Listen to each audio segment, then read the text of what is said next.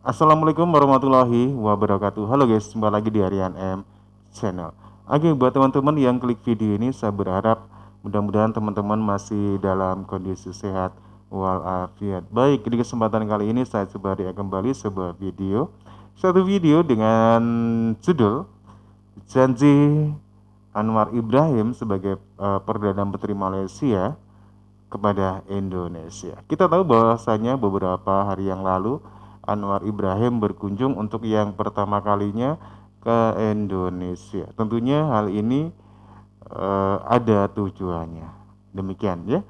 Oke, dan kita tahu bahwasanya hubungan bilateral Indonesia dan Malaysia itu tidak berjalan selalu baik begitu ya. Terkadang juga pangsang surut. Faktor-faktor yang menyebabkan hal ini terjadi bukan hanya satu dua saja, tapi banyak ya. Dan kehadiran daripada Anwar Ibrahim ini mudah-mudahan bisa memberikan angin yang bagus ya untuk hubungan bilateral antara Indonesia dan Malaysia. Oke, kita akan coba lihat bareng-bareng bagaimana videonya.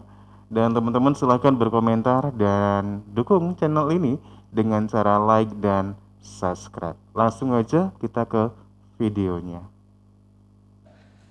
Floor, ini pertanyaan yang selalu muncul setelah Datuk menjadi Perdana Menteri Malaysia. Ya, akan dibawa kemana Malaysia ini?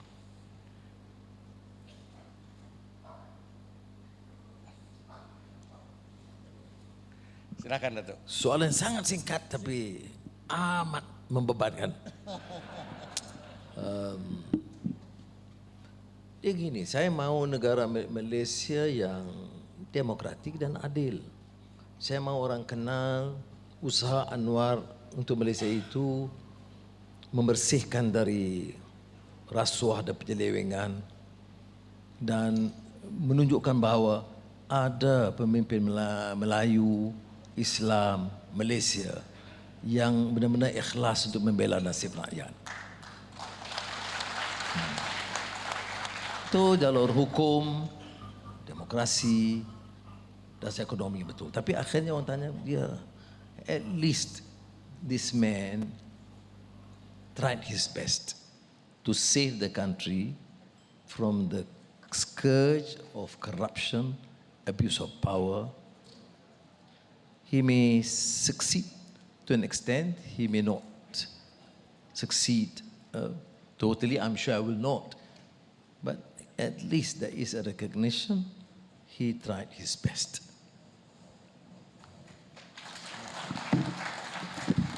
Luar biasa, dijawabnya singkat tapi maknanya dalam luar biasa. Nah yang kedua Datuk, ini selalu hubungan antara Indonesia Malaysia. Ini kan kita tetangga dekat. Nah, ini coba jawabannya apa ya?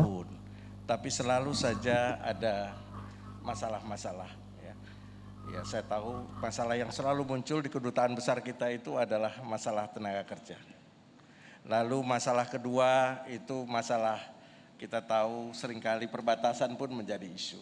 Ya, dan masalah-masalah lain yang kadang-kadang seringkali mengganggu. Karena saya ingat sekali waktu saya masih di pemerintahan pun seringkali menjadi jembatan untuk mengatasi permasalahan itu.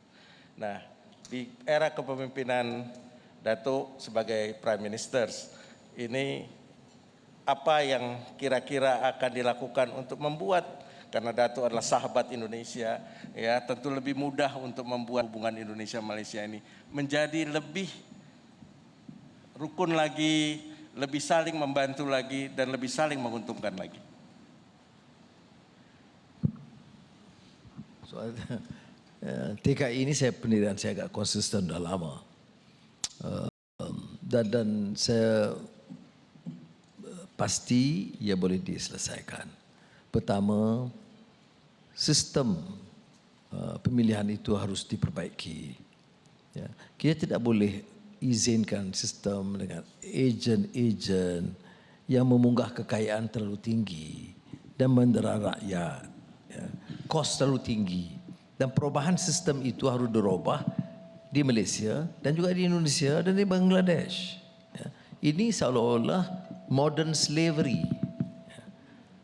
Carilah perniagaan lain nak untung, tapi janganlah berniaga manusia. Jadi sebab itu solution ini dikemukakan dalam perbincangan kita tahun-tahun lalu sekalipun, ya, yang diulang oleh Presiden Jokowi ialah digitalization.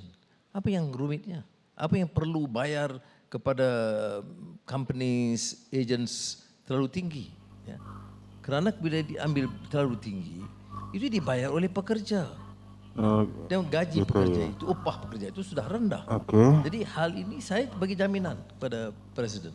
Saya bilang Presiden harus berkunjung ke Malaysia secepat mungkin, dan saya akan pastikan Presiden tetap saja tarikh bulan Jun atau Juni, maka saya akan pastikan ini dapat diselesaikan sebelum Presiden tiba di Putrajaya. Dan ada kasus-kasus penderaan pekerja.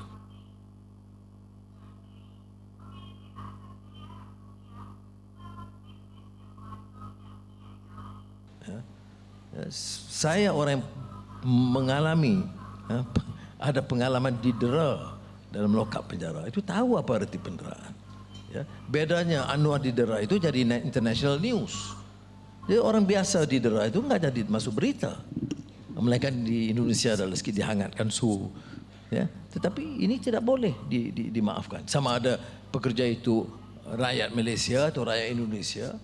Ini saya sudah sebenarnya Menteri Dalam Negeri sekarang saya Budi Nasution, ya. Nasution.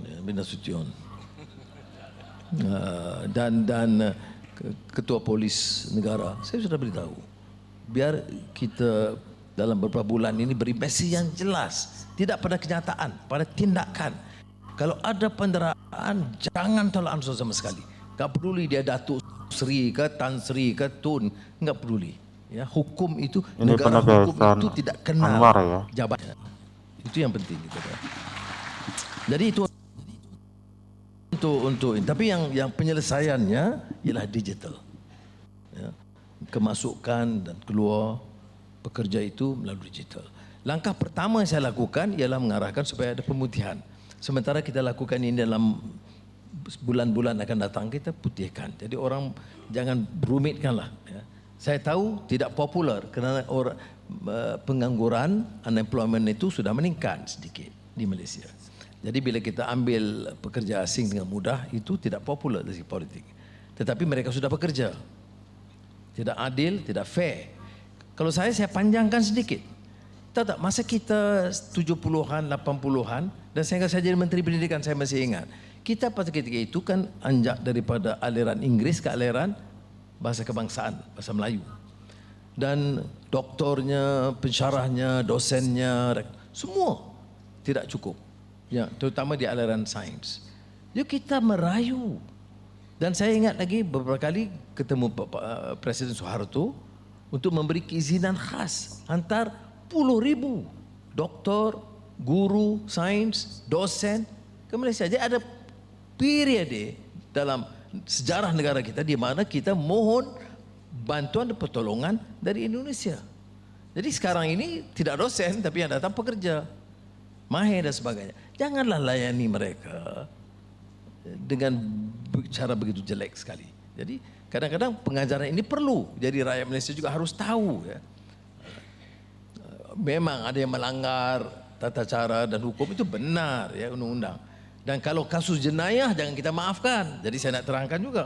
Kalau kasus itu pekerja asing atau PTI, tetapi kasusnya jenayah, pukul orang, rogol orang, mendera orang, itu jangan kita anggap dia itu TKI. Kita anggap dia itu penjenayah. Jadi harus dibedakan kategorinya. Jadi oke, teman-teman, ya, demikian, ya. Di mana ada satu pernyataan dari Anwar Ibrahim ini untuk bisa memperbaiki kedudukan ataupun kondisi kerjasama perburuhan antara Indonesia dan Malaysia. Karena kita tahu bahwasanya sebelumnya memang sering banyak banget terjadi, ya, seolah-olah banyak seolah-olah ada satu diskriminasi yang dirasakan oleh para buruh Indonesia, di mana semua tahu bahwasanya kasus-kasus pun sering kita dengar ya, kasus para TKI Indonesia. Dan yang menarik lagi bahwasanya Anwar Ibrahim ini kan punya satu sejarah, paling enggak satu eh, kenangan bahwasanya, satu historis bahwasanya Anwar Ibrahim ini pernah mengenyam pendidikan di Indonesia. Paling enggak walaupun hanya sebentar, paling enggak ada satu rasa persaudaraan di mana Anwar Ibrahim ini pun terbukti bahwasanya Anwar ini juga disukai oleh orang-orang Indonesia. Oke, mudah-mudahan kedepannya apapun bentuk dari kerjasama Indonesia Malaysia, baik itu dalam perburuhan, ketenaga kerjaan dan lain-lain, bisa lebih baik dengan adanya Perdana Menteri baru ini. Oke, silakan teman-teman, menurut kalian gimana? Silakan teman-teman bisa berkomentar. Terima kasih dan wassalamualaikum warahmatullahi wabarakatuh.